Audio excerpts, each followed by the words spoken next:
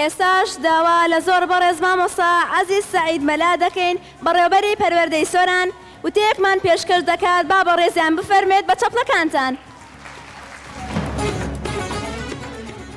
بە ناوی خۆی گەورە و میهرەبان، هێوارەتان باش. بە ناوی بەڕێوەبەری پەروەردەی سۆران پڕ بەدڵ بە خێرهاتنێکی گەرمی میوانە بەڕێزەکان دەکەین زۆر بەخێر بێن. وەکەوەی لای هەمومان ئاشکرایە زمان کۆڵەگەی نەتەوەیە و فاکتەرێکی سەرەکیمانەوە و بەرەو پێشچوونی نەتەوەکانە. هەر نەتەوە و گەلێک کە بێوێت پێش بکەوێت دەبێت گرنگی بە زمان و کەلتوری خۆی بدات، چونکە زمان هێمایەکە بۆ شوناس و نەتەوە و پێشکەوتنی گەلان. و ئێمەی کورد یەکێکین لەو نەتەوانەی کە هەمیشە زمانەکەمان کەوتۆتە بەر شاڵاوی دوژمنانی دەور و بەرمان و هەمیشە ویستویانە لە ڕێگەی زمان و کەلتوریش داگیرمان بکەن، وەکو ئەوەی لە مەسەلەی خاک دەیکەن.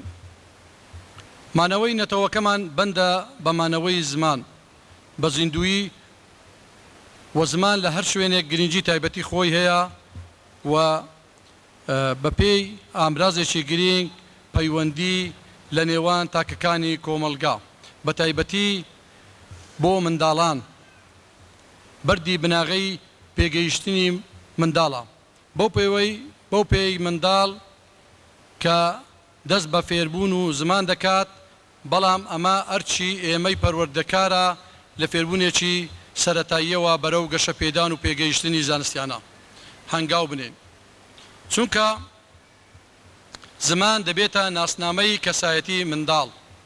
ئەوەی لە ماڵەوە و لە قوتابخانە فێر بووە دەتواندرێت کەسایەتیەکی جوان و سوودبەخش بۆ کۆمەلگا بەرهەم بهێنێت.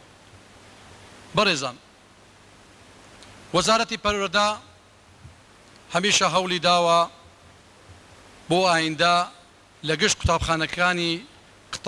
قوتابخانە ئەهلیەکان و قوتابخانە ناحکومیەکان زیاتر گرنگی بە زمانی شیرینی کوردی بدرێت، بە تایبەتی لە باخچەی منداڵانەوە تاک و گشت قۆناکانی خوێندن بۆ ئەوەی هاوتا بکرێت لەگەڵ قوتابخانە حکومیەکان. و هەمیشە هەوڵی زۆرمان داوە بۆ گرنگیدان بە زمانی کوردی و بەرزکردنەوەی ئاستی زانستی قوتابیان و خۆشەویستی کوردستان و ئاڵای پیرۆزی کوردستان. خۆشەویستان، سۆران بۆی کەمێک باسی سۆران بکەین. سۆران لە گوندێکی گەورە ئێستا جێی شانازیە کە ئێمە لێرە دانیشتوین و شانازی بە خۆمانەوە بکەین کە بۆتە ئیدارەی سەربەخۆی سۆران. ئەماش بە هەوڵ و ماندووبوونێکی زۆر کراوە. ئەگەر کەمێک ئاور لە دواوە بدەینەوە، سۆران زیاتر 23 قوتابخانەی تێدا بوو، ئێستا زیاتر لە 300 قوتابخانە و باخچەی منداڵانی تێدایە. و هەروەها بە هەوڵ و ماندیبوونی سەرۆکی حکوومەتی هەرێمی کوردستان تواندرا زانکۆیەکی گەورە لێرە بوونی هەبێت کە زانکۆی سۆرانە. و لە دوای زانکۆی سۆران ئەوەی کە زۆر گرنگ بوو کردنەوەی قوتابخانەی عیشقی سۆران و هەروەها سابیس و چەندین پەیمانگا لە سۆران کە ئێستا بوونی هەیە. ئەمەش هەمووی هەوڵ و کۆشش و ماندیبوونی و شەونخوونی ئەو مامەستا دڵسۆزانەیە کە لە ڕابردوو کاریان کردووە بۆی ئێستا ئەو سۆرانەی کە ئێستا ئێمە ئەیبینین بوویتە ئیدارەی سەربەخۆ و هەوڵی بۆ بدەین بەوەی بتوانین لە داهاتوو بکەینە پارێزگایەکی گەشاوە و گرنگ.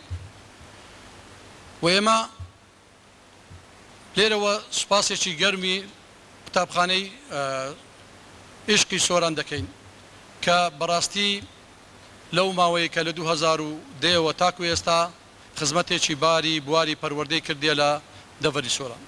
بۆیە جارێکی تر بە ناوی بەڕێوەبەری پەروەردەی سۆران پڕ بەدڵ دەستخۆشیەکی گەرم لە کارگێڕانی قوتابخانە دەکەین کە یەکەم جارە لە سنووری سۆران فیستیڤالێکی قەشەنجی لەسەر زمان و زمانی کوردی ئەوها بکرێتەوە، شتێکی نوێیە لە سۆران.